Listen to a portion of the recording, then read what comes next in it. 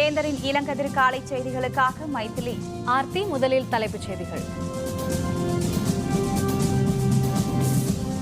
மதுவிலக்கில் திமுகவிற்கு விருப்பமில்லை, முதல்வர் ஜெயலலிதா குற்றச்சாட்டு.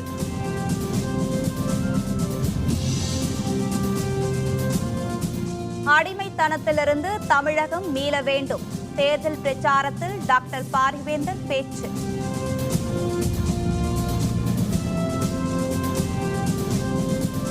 மாதம் முழுவதும் ரேஷன் பொருட்கள், திமுக பொருளாளர் மு க ஸ்டாலின் உறுதி.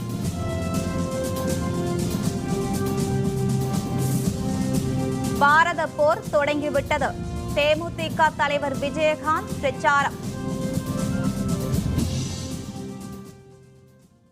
முழு மதுவிலக்கு கொண்டுவரும் எண்ணம் திமுகவிற்கு துளி கூட கிடையாது என்று முதல்வர் ஜெயலலிதா குற்றம் சாட்டியுள்ளார். காஞ்சிபுரம் மாவட்டம் வாரணவாசியில் முதல்வர் ஜெயலலிதா பங்கேற்ற தேர்தல் பிரச்சார கூட்டம் நேற்று மாலை நடைபெற்றது. இதில் காஞ்சிபுரம் மாவட்டத்தைச் சேர்ந்த 9 தொகுதிகளின் அதிமுக வேட்பாளர்களையும், திருவள்ளூர், திருவண்ணாமலை மாவட்டங்களைச் சேர்ந்த 9 வேட்பாளர்களையும் அறிமுகம் செய்து வைத்து ஆதரவு திரட்டினார். அப்போது பேசிய அவர், முழு மதுவிலக்கு என்ற வார்த்தை திமுகவின் தேர்தல் அறிக்கையில் இடம்பெறாதது ஏன் என்று கேள்வி எழுப்பினார். மதுபான விற்பனையை மீண்டும் தனியாருக்கு வழங்க திமுக திட்டமிட்டுள்ளதாக கூறிய ஜெயலலிதா, அதிமுக மீண்டும் ஆட்சி பொறுப்பேற்றவுடன் படிப்படியாக மதுவிலக்கு என்பது உறுதியாக நடைமுறைப்படுத்தப்படும் என்று குறிப்பிட்டார். பூரண மதுவிலக்கு என்று கூறி வருகிறார் கருணாநிதி. அப்படி என்றால் தேர்தல் அறிக்கையிலேயே பூரண என்ற வார்த்தையை ஏன் பயன்படுத்தவில்லை?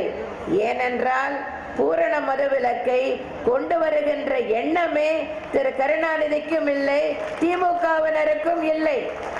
அதனால்தான் மதுபான விற்பனையிலிருந்து அரசு முற்றிலும் விலகும் என்றெல்லாம் சொல்லி தனியார் மூலம், கிளப்புகள் மூலம் மதுபான விற்பனையை மேற்கொள்ள சூழ்ச்சி செய்துள்ளார்கள். அடிமைத்தனத்திலிருந்து தமிழக மக்கள் விடுபட வேண்டும் என்று இந்திய ஜனநாயக கட்சி நிறுவனர் தலைவரான டாக்டர் பாரிவேந்தர் அழைப்பு விடுத்துள்ளார். பாரதிய ஜனதா கட்சி தலைமையிலான தேசிய ஜனநாயக கூட்டணியில் போட்டியிடும் வேட்பாளர்களை ஆதரித்து இந்திய ஜனநாயக கட்சி நிறுவனர் தலைவரான டாக்டர் பாரிவேந்தர் பிரச்சாரம் செய்து வருகிறார். 2வது நாளான நேற்று அரியலூர் மாவட்டத்தில் டாக்டர் பாரிவேந்தர் பிரச்சாரம் மேற்கொண்டார். அவருக்கு அரியலூர் புறவழி சாலையில் இந்திய ஜனநாயக கட்சி சார்பில் சிறப்பான வரவேற்பு அளிக்கப்பட்டது.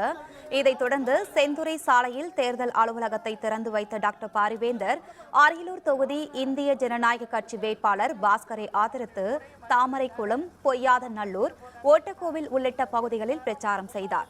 பிரச்சாரத்தில் பேசிய டாக்டர் பாரிவேந்தர், திமுக மற்றும் அதிமுக அரசுகளால் அகில இந்திய அளவில் தமிழகம் ஊழலில் முதலிடம் பெற்றுள்ளது என்று கூறினார். இந்த அவலநிலை நீடிக்க வேண்டுமா என்று கேள்வி எழுப்பிய டாக்டர் பாரிவேந்தர், சுயமரியாதை மற்றும் தன்னம்பிக்கையோடு வாழ ஆட்சி மாற்றம் தேவை என்பதை புரிந்து கொண்டு அடிமைத்தனத்திலிருந்து விடுபட வேண்டும் என்றார். அதிமுக அரசு ஆண்ட திமுக இரண்டுமே தமிழ்நாட்டை ஒரு வழியாக ஆக்கிவிட்டார்கள். இந்திய அளவிலே சொல்லுகிறார்கள், ஊழலில் முதலிடம் தமிழ்நாடு. இந்த பேச்சு, இந்த அவல நிலை தமிழ்நாட்டுக்கு ஏற்பட வேண்டுமா, அதை தொடரவிட வேண்டுமா என்பதை சிந்திக்க வேண்டும். நம்ம ஒரு நாகரிகமான வாழ்க்கையை வாழ வேண்டும். நம்ம ஒரு சுயமரியாதை வாழ வேண்டும், தன்மானத்தோடு வாழ வேண்டும். அதற்கு நாம் அடிமைத்தனத்திலிருந்து மீள வேண்டும். என்னெந்த அடிமைத்தனம்? இந்த அதிமுகவும் திமுகவும் ஆளவிட்டால் நாம் எல்லாம் அடிமைகள் தான். அடிமைகளுக்கு அல்லது சுதந்திரமாக என்ன வித்தியாசம்? எந்த ஒரு நாடு அடிமை இல்லையோ அந்த நாட்டில் ஆட்சி மாறி மாறி வரும். இப்படி ஒருத்தையே 50 வருஷம் வச்சிருந்தீங்கன்னா இப்ப என்ன அர்த்தம்? ஒரு அடிமை நாடு. நாம எல்லாம் யாரு? அடிமைகள். ஆகவே அடிமையாக விரும்புவதற்கு விரும்புகிறீர்களா? அதுக்கு வெள்ளக்காரங்கிட்டே எடுத்துட்டு போயிடலாமா? இல்லையா? அதனால நீங்க சிந்திக்கணும் மக்களே. மத்தியிலும் மாநிலத்திலும் ஒரே கட்சி ஆட்சியில் இருந்தால் அது வளர்ச்சிக்கான அடையாளமாக இருக்கும் என்றும் டாக்டர் பாரிவேந்தர் குறிப்பிட்டார். தற்போதைய பேரவைத் தேர்தலில் அத்தகைய நிலை உருவானால் தமிழகத்தில் காமராஜர் கால தூய்மையான ஆட்சியை மீண்டும் காணும் வாய்ப்பு ஏற்படும் என்றும் அவர் தெரிவித்தார். மையத்திலையும் மாநிலத்திலும் ஒரே ஆட்சி இருக்க வேண்டும். அதுதான் பெரும்பாலும் வளர்ச்சிக்கான ஒரு அடையாளம். அந்த மாதிரி ஒரு நிலை இப்போது ஏற்பட்டு இருக்கிறது. அந்த நிலைதான் இப்பொழுது மையத்திலே மரியாதைக்குரிய மோடியோட ஆட்சி இருக்கிறது.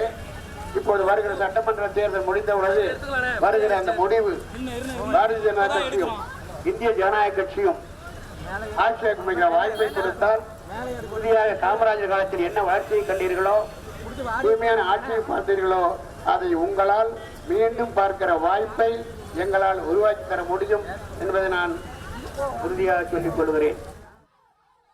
பிரச்சாரத்தின் போது அரியலூர் மாவட்ட மக்கள் பல்வேறு கோரிக்கைகள் குறித்து டாக்டர் பாரிவேந்தரிடம் மனு அளித்தனர்.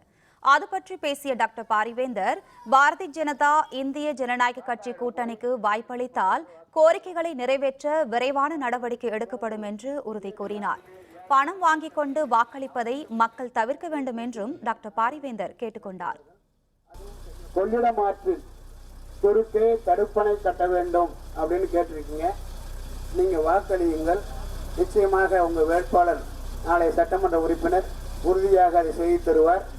உங்கள் கோரிக்கைகளை பிரச்சனைகளை தீர்ப்பதற்காகத்தான் உங்களுக்காக குரல் கொடுக்க உங்களிருந்து ஒரு சட்டமன்ற உறுப்பினரை அனுப்புங்கள். மற்றவங்களை அனுப்பிச்சிங்கன்னா பணத்தை வாங்கிட்டு அதோட முடிச்சிருவாங்க. குறிப்பாக பணத்தை வாங்கிட்டு ஓட்டு போட்டிங்கன்னா அவங்க சொல்ல போகிறாங்க என்னன்ட்டு, நானா பணம் கொடுத்தானே ஓட்டு வாங்கினேன், நீங்கள் சொல்கிறது நான் ஏன் செய்யணுங்கிற மாதிரி வந்துடும். பணம் என்பது என்னன்னு கேட்டால் ஒரு நாளில் முடிஞ்சு போகிற விஷயம்.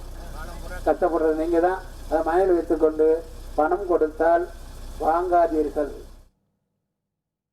தேர்தல் பிரச்சாரத்தில் இந்திய ஜனநாயக கட்சியின் தேர்தல் பணிக்குழு செயலர் ஆரோக்கியம் மற்றும் கட்சியின் நிர்வாகிகள், தொண்டர்கள் உள்பட ஏராளமானோர் கலந்து கொண்டனர். திமுக ஆட்சிக்கு வந்தால் மாதம் முழுவதும் ரேஷன் பொருட்கள் விநியோகம் நடைபெறும் என்று திமுக பொருளாளர் மு.க. ஸ்டாலின் கூறியுள்ளார். தமிழகம் முழுவதும் தேர்தல் சுற்றுப்பயணம் மேற்கொண்டு வரும் ஸ்டாலின் நேற்று கரூர் மாவட்டத்தை தொடர்ந்து திருச்சியில் பிரச்சாரத்தில் ஈடுபட்டார். திருச்சி மேற்கு தொகுதி திமுக வேட்பாளர் KN நேருவை ஆதரித்து உறையூர் பஞ்சவர்ணசாமி கோவில் முன்பு அவர் வாக்கு சேகரித்தார். அப்போது பேசிய ஸ்டாலின், திமுகவின் தேர்தல் அறிக்கை தமிழகத்தின் ஒவ்வொரு மாவட்டம் மற்றும் மாநகரங்களின் தேவை அறிந்து உருவாக்கப்பட்டுள்ளதாக குறிப்பிட்டார். அவை அனைத்தும் உறுதியாக நிறைவேற்றப்படும் என்றும் ஸ்டாலின் தெரிவித்தார். இன்று போய் நாளை வா என்றுதான் ரேஷன் கடையில சொல்லிட்டு இருக்கிறாங்க. இனி திமுக ஆட்சிக்கு வருகிறப்போ 30 நாளும் மாதம் எந்த நாளாக இருந்தாலும் எந்த பொருளாக இருந்தாலும் நீங்கள் நினைக்கிற நேரத்திலே கிடைக்கும் என்ற அறிவிப்பை கலைஞர் அவர்கள் வெளியிட்டிருக்கிறார்கள்.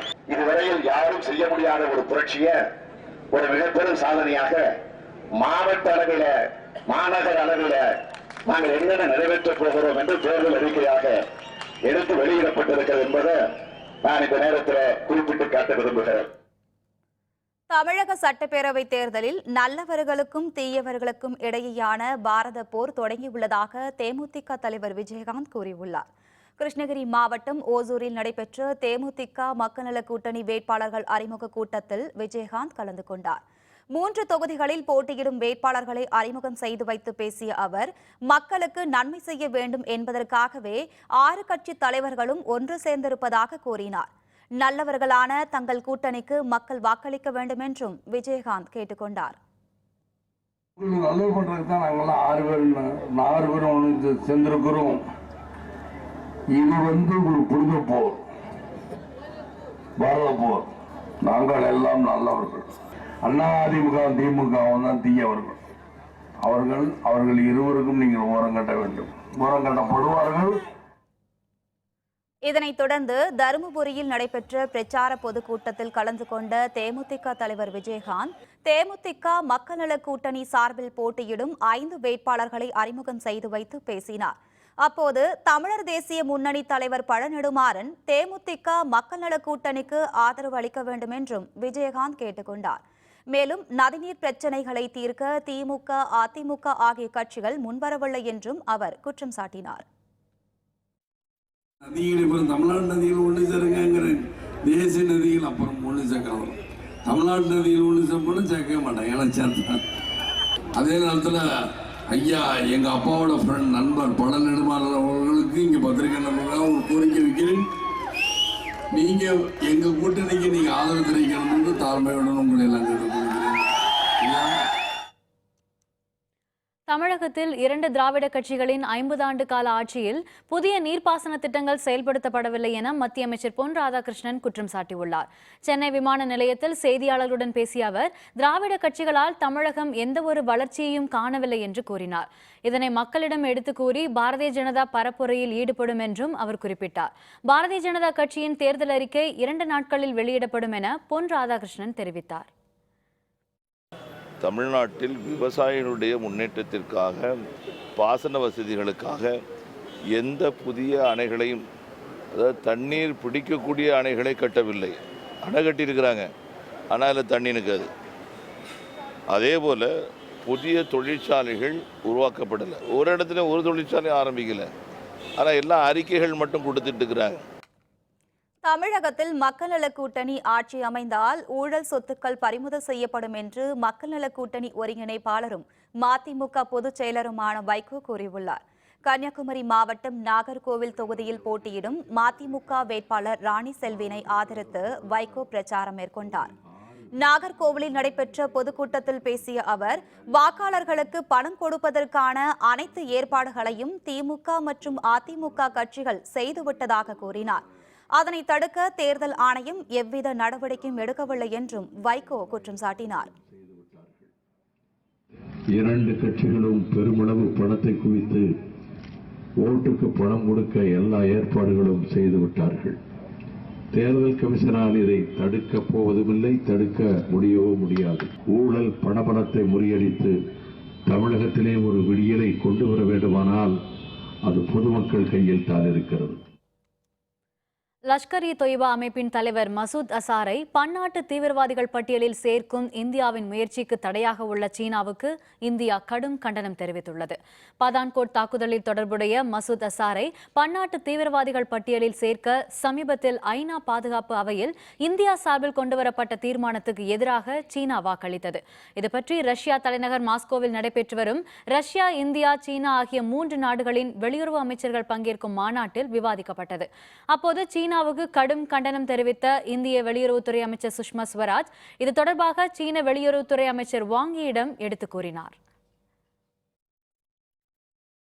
நாடு முழுவதும் சுட்டெரிக்கும் அனல் காற்று அடுத்த 6 நாட்களுக்கு தொடர்ந்து அதிகரிக்கும் என வானிலை ஆய்வு மையம் தெரிவித்துள்ளது.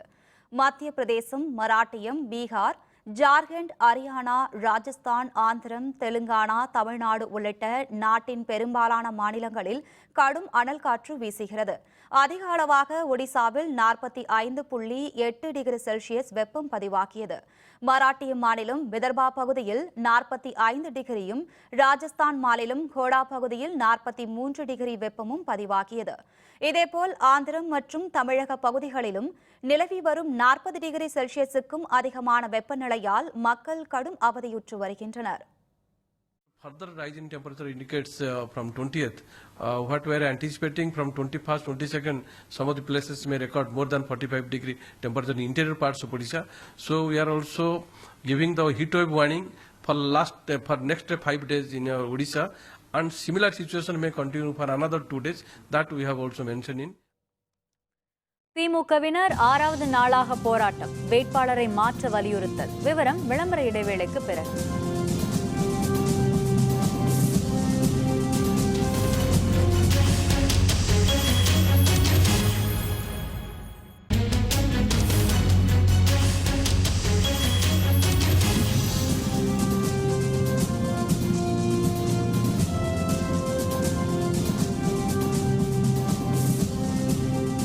செய்திகள் தொடர்கின்றன.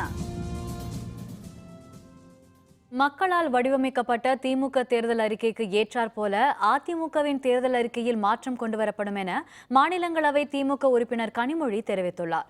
தமிழகம் முழுவதும் திமுக வேட்பாளர்களை ஆதரித்து பிரச்சாரம் மேற்கொண்டு வரும் மாநிலங்களவை திமுக உறுப்பினர் கனிமொழி சேலம் சூரமங்கலம் பகுதியில் தனது முதற்கட்ட பிரச்சாரத்தை தொடக்கினார். அப்போது பேசிய அவர், திமுக ஆட்சியில் பெண்களுக்கு அதிக முக்கியத்துவம் அளிக்கப்பட்டதாகவும் தற்போது மக்களின் குறைகளை நேரில் கேட்டு அதன் அடிப்படையிலேயே தேர்தல் அறிக்கை தயாரிக்கப்பட்டுள்ளதாகவும் அவர் தெரிவித்தார். பின்னர் செய்தியாளர்களுடன் பேசிய அவர், அதிமுக மீது மக்கள் நம்பிக்கை இழந்துவிட்டதால் அதிமுக தலைமைக்கு தேர்தல் பயம் வந்துள்ளதாக தெரிவித்தார். தலைவர் கலைஞர் அவர் சொன்னாங்க, மக்கள் சொல்ற கருத்துக்களை எழுதி கொண்டு வந்து என்கிட்ட காட்டுங்க. அதை தேர்தல் அறிக்கையாக நாம் நிறைவேற்றுவோம் என்று சொன்னார். திமுகவுடைய தேர்தல் அறிக்கை உங்களுடைய தேர்தல் அறிக்கை, நீங்கள் எழுதிய தேர்தல் அறிக்கை, தமிழ்நாட்டில் மூலை முடுக்கிலே இருக்கக்கூடிய ஒவ்வொரு தமிழனும் தமிழச்சியும் எழுதிய தேர்தல் அறிக்கை இந்த தேர்தல் அறிக்கை. கச்சத்தீவை இலங்கைக்கு தாரை வார்த்தது திமுகவும் காங்கிரசும் தான் என்று தேமுதிக மாநில மகளிர் அணி தலைவி பிரேமலதா விஜயகாந்த் குற்றம் சாட்டியுள்ளார். ராமநாதபுரம் சட்டப்பேரவை தொகுதியில் போட்டியிடும் தேமுதிக வேட்பாளர் சிங்கை ஜின்னாவை ஆதரித்து பிரேமலதா விஜயகாந்த் நேற்று ராமநாதபுரத்தில் பிரச்சாரம் மேற்கொண்டார். பிரச்சாரத்தில் பேசிய அவர் தமிழீழ இனப்படுகொலைக்கும் திமுக மற்றும் காங்கிரஸே முழு பொறுப்பு என்று கூறினார். கச்சத்தீவு மற்றும் தமிழக மீனவர்கள் பிரச்சினை தொடர்பாக பிரதமருக்கு கடிதம் எழுதுவதுடன் முதல்வர் ஜெயலலிதா அமைதியாக இருந்து விடுவதாகவும் பிரேமலதா விஜயகாந்த் குறிப்பிட்டார். கச்சத்தீவை விட்டு கொடுத்தது யார்? கலைஞரும் காங்கிரசும் தான். சரி, ஜெயலலிதா வந்தாங்க, ஏதாவது மாற்றம் கொண்டு மீட்டு கொடுத்தாங்களே கச்சத்தீவை? தினந்தோறும் உட்கார்ந்துட்டு கடிதம் எழுதுறது யாருக்கு? பிரைம் மினிஸ்டருக்கு. இந்த 5 வருஷத்துக்கு ஏதாவது தீர்வு கண்டாங்களா? இங்க மீனவர்களுக்கு ஏதாவது நிரந்தர தீர்வு கிடைச்சதா? எல்லாமே போலி அரசியல். 2016 தமிழக சட்டப்பேரவை தேர்தல் மாற்றத்தை எதிர்பார்க்கும் தேர்தலாக முன்னெடுத்து செல்லப்படுவதாக நாம் தமிழர் கட்சியின் தலைமை ஒருங்கிணைப்பாளர் சீமான் கூறியுள்ளார். நாகப்பட்டினம் மாவட்டம் மயிலாடுதுறையில் செய்தியாளர்களுடன் பேசிய அவர், தற்போதைய தமிழக சட்டப்பேரவை தேர்தல் முடிவுகளை தீர்மானிப்பதில் லஞ்சம், ஊழல் மற்றும் மது ஆகியவையே முதன்மை காரணியாக உள்ளதாக குறிப்பிட்டார். மது மற்றும் ஊழலுக்கு காரணமானவர்கள் தற்போது அதனை ஒழிப்பதாக கூறுவதை மக்கள் நம்ப மாட்டார்கள் என்றும் சீமான் கூறினார். ஊழல், லஞ்சம், மது இந்த தேர்தலில் ஒரு முதன்மையான காரணியாக பார்க்கப்படுது. இதை ஒழிக்கிறது யாருன்னு மது கடையில் கொண்டு வந்தவங்களே நாங்கள் ஒழிக்கணுங்கிறதும், ஊழல் லஞ்சத்தை அந்த முறையற்ற நிர்வாகத்தை கொண்டு வந்தவங்களே இதை ஒழிக்கணுங்கிறதை நாங்கள் ஒரு வேடிக்கையாக பார்க்குறோம். அதனால தான் யாரோடும் சேராமல் தனிச்சு நின்று போட்டி போடணும் இந்த தேர்தலில். புதுக்கோட்டை மாவட்டம் ஆலங்குடி தொகுதி திமுக வேட்பாளரை மாற்றக் கோரி தொடர்ந்து 6வது நாளாக அந்த பகுதி திமுகவினர் போராட்டத்தில் ஈடுபட்டனர். ஆலங்குடி தொகுதி திமுக வேட்பாளராக சதீஷ் என்பவர் அறிவிக்கப்பட்டதற்கு அந்த பகுதி திமுக நிர்வாகிகள் இடையே கடும் எதிர்ப்பு எழுந்தது. இதனையொட்டி கடந்த 13ஆம் தேதி முதல் ஆலங்குடி தொகுதிக்கு உட்பட்ட பல்வேறு பகுதிகளில் திமுகவினர் பல கட்ட போராட்டங்களில் ஈடுபட்டு வருகின்றனர். நேற்று வடகாடு பகுதியில் கருப்பு கொடி ஏந்தி ஊர்வலமாக சென்ற திரளான திமுகவினர் சாலை மறியலில் ஈடுபட்டதால் அந்த பகுதியில் போக்குவரத்து பாதிக்கப்பட்டது. மேலும் அவர்கள் தூக்கிட்டு தற்கொலை செய்யும் போராட்டத்திலும் ஈடுபட்டனர். தொகுதிக்கே சம்பந்தம் இல்லாத ஆளை அறிவிச்சிருக்கா. அவர் எந்த இதுக்கும் வந்ததில்லை, நல்லது கெட்டது எதுக்குமே வந்ததில்லை. தொகுதியில் நல்ல அறிமுகமான அறந்தாங்கி சேர்மன் மையநாதனுக்கு கொடுத்தா இந்த தொகுதி 30,000 ஓட்டில் ஜெயிக்கிறதுக்கு வாய்ப்பு இருக்கு. ஆனால் அது தலைமை என்னன்னு தெரியல, மாவட்ட செயலர் வற்புறுத்தலில் கொடுத்த மாதிரி சொல்றாரு. இந்த போராட்டம் மாத்திர வரைக்கும் தொடரும். விழுப்புரத்தில் நடைபெற்ற திருநங்கைகளுக்கான அழகி போட்டியில் சேலத்தைச் சேர்ந்த காயத்ரி 2016ஆம் ஆண்டின் மிஸ் கூவாகமாக தேர்ந்தெடுக்கப்பட்டார். கூவாகம் அருள்மிகு கூத்தாண்டவர் கோவிலில் நடைபெற்று வரும் சித்திரை திருவிழாவை ஒட்டி தமிழ்நாடு எய்ட்ஸ் கட்டுப்பாட்டு சங்கம் மற்றும் 36 மாவட்ட திருநங்கை தலைவர்கள் சார்பாக விழுப்புரத்தில் அழகி போட்டி நடைபெற்றது. இதில் கலந்து கொண்ட திருநங்கைகள் கண்கவர் உடை அணிந்து ஒயிலாக நடந்து வந்தனர். நடனம், நடை மற்றும் அறிவுத்திறன் அடிப்படையில் போட்டிகள் நடத்தப்பட்டன. இதில் சேலத்தைச் சேர்ந்த காயத்ரி மிஸ் கூவாகம் 2016ஆக தேர்வு செய்யப்பட்டார். மலேசிய பவானி 2ஆம் இடமும், சென்னையைச் சேர்ந்த குஷி 3ஆம் இடமும் பிடித்தனர். வெற்றி பெற்றவர்களுக்கு திரைப்பட நடிகை ஷகிலா, நடிகர் பாஸ்கர் மற்றும் பின்னணி பாடகர்கள் வேல்முருகன், சின்ன பொண்ணு ஆகியோர் பரிசுகளை வழங்கினர்.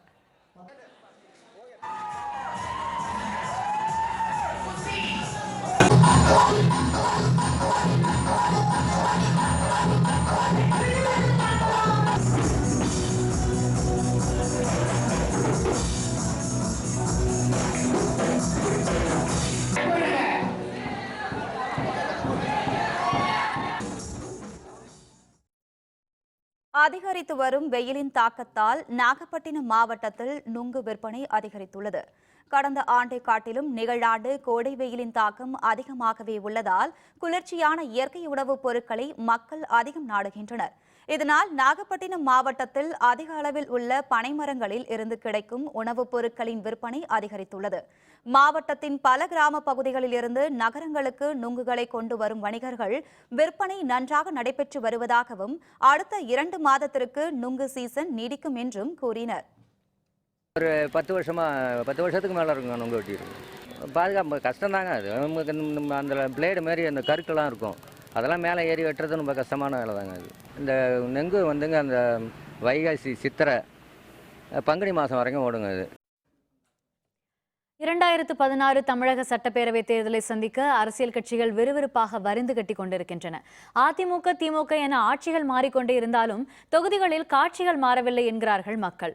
வேந்தர் செய்திகளின் தொகுதி சுற்றில் இன்று தஞ்சாவூர் மாவட்டம் திருவையாறு சட்டப்பேரவை தொகுதி.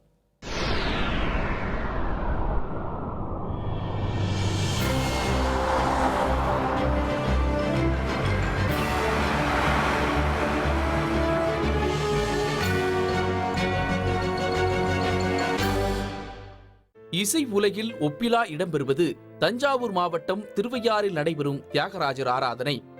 இந்த ஆராதனையில் பங்கேற்பதற்காக பல்வேறு நாடுகளில் இருந்து ஆண்டுதோறும் இசை கலைஞர்கள் வருகிறார்கள்.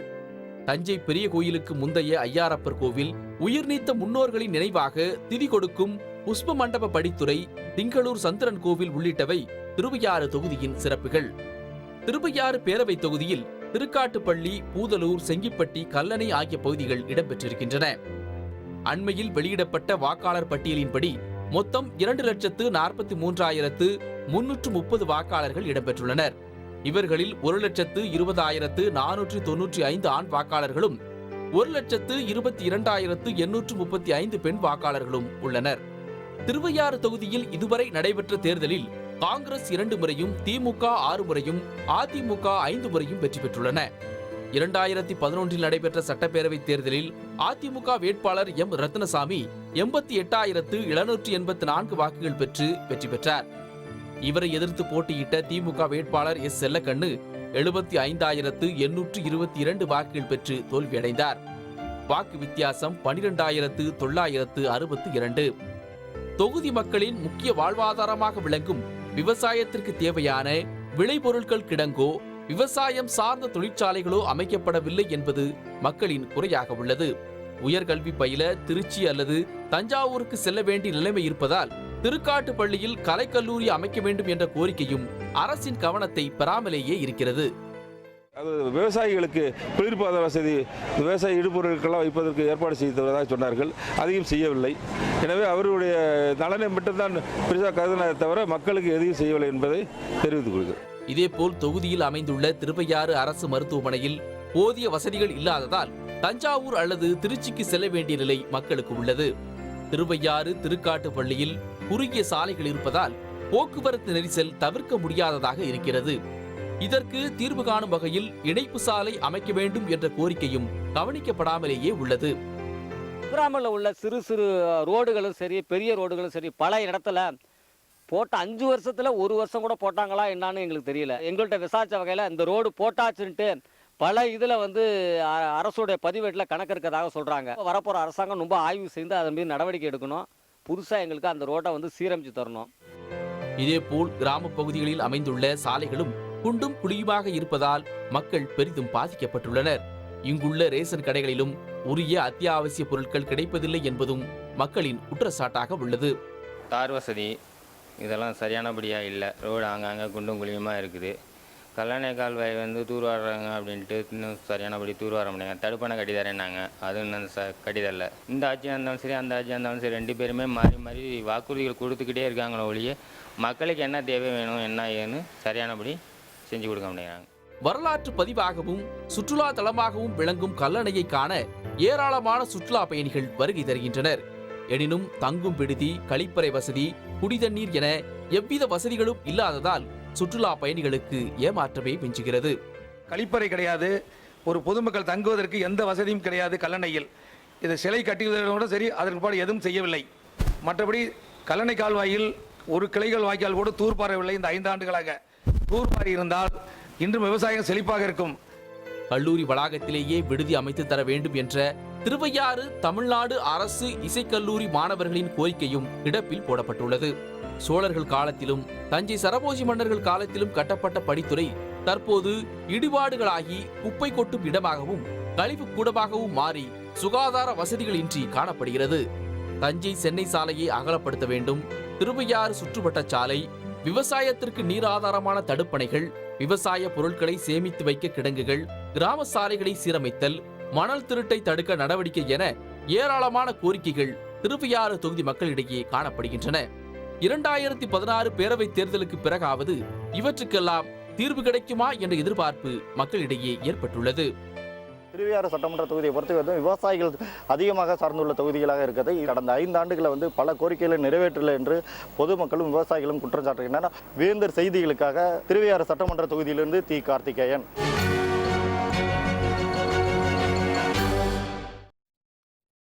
IPL கிரிக்கெட் போட்டி, ஹைதராபாத் அணி வெற்றி. விவரம் விளம்பர இடைவேளைக்கு பிறகு.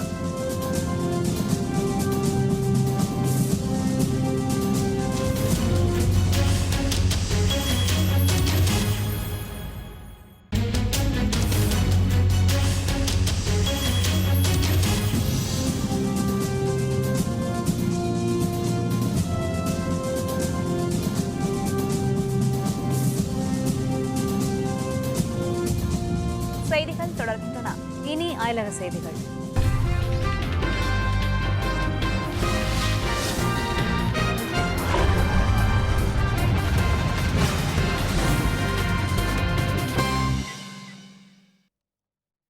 கிரீஸ் நாட்டில் உள்ள அகதிகள் முகாமில் காவல்துறை வாகனம் மோதி அகதி ஒருவர் படுகாயமடைந்ததற்கு எதிர்ப்பு தெரிவித்து போராட்டத்தில் ஈடுபட்ட அகதிகளுக்கும் காவல்துறையினருக்கும் இடையே மோதல் ஏற்பட்டது. ஐரோப்பிய கூட்டமைப்பு நாடுகளுக்கும் துருக்கிக்கும் இடையேயான ஒப்பந்தப்படி கிரீஸ் மாசிடோனியா எல்லையில் காத்திருந்த அகதிகள் துருக்கி திரும்பி வருகின்றனர்.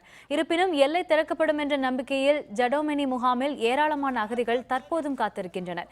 இதனிடையே காவல்துறை வாகனம் மோதி அகதி ஒருவர் படுகாயமடைந்த நிலையில் அங்கு கூடிய ஏராளமான அகதிகள் அந்த வாகனத்தை அடித்து நொறுக்கினர்.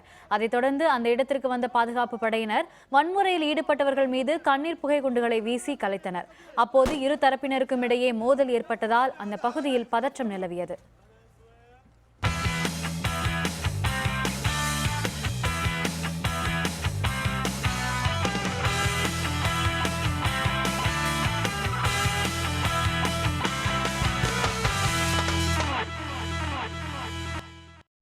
ஹைதராபாத்தில் நடைபெற்ற IPL கிரிக்கெட் 12வது லீக் போட்டியில் மும்பை அணிக்கு எதிரான போட்டியில் ஹைதராபாத் அணி 7 விக்கெட் வித்தியாசத்தில் வெற்றி பெற்றது. ராஜீவ்காந்தி பன்னாட்டு கிரிக்கெட் தொடரில் தொடங்கிய போட்டியில் டாஸ் வென்ற சன்ரைசர்ஸ் ஹைதராபாத் அணி பந்து வீச்சை தேர்ந்தெடுத்தது. முதலில் களமிறங்கிய மும்பை இந்தியன்ஸ் அணியின் தொடக்க ஆட்டக்காரர்கள் சொற்ப ரன்களில் ஆட்டமிழக்க அவர்களைத் தொடர்ந்து ஆடிய அம்பாதி ராயுடு 54 ரன்கள் குவித்து ஆட்டமிழந்தார். ருனால் பாண்ட்ராய் 49 ரன்கள் எடுத்து ஆட்டமிழக்காமல் இருந்தார். 20 ஓவர்களில் அந்த அணி 6 விக்கெட் இழப்பிற்கு 142 ரன்கள் எடுத்தது. 143 ரன்களை வெற்றி இலக்காக கொண்டு களமிறங்கிய ஹைதராபாத் அணியின் தொடக்க ஆட்டக்காரர் டேவிட் வார்னர் அதிரடியாக விளையாடி 90 ரன்கள் எடுத்து ஆட்டமிழக்காமல் இருந்தார். அவரது சிறப்பான பங்களிப்பால் 17.3 ஓவர்களில் 3 விக்கெட்டுகளை மட்டுமே இழந்து 145 ரன்கள் எடுத்த ஹைதராபாத் அணி நடப்பு தொடரில் முதல் வெற்றியை பதிவு செய்தது. மீண்டும் தலைப்புச் செய்திகள். மதுவிலக்கில் திமுகவிற்கு விருப்பமில்லை, முதல்வர் ஜெயலலிதா குற்றச்சாட்டு.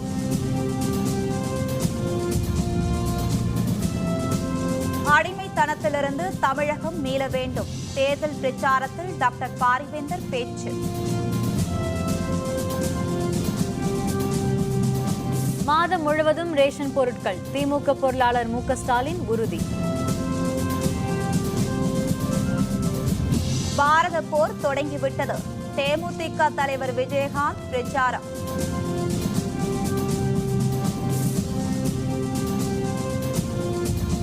இத்துடன் வேந்தரின் இளங்கதிர் காலை செய்திகள் நிறைவடைந்தன. மீண்டும் பகல் 1:30 உச்சி வேளை பகல் செய்திகளை சந்திப்போம். வணக்கம்.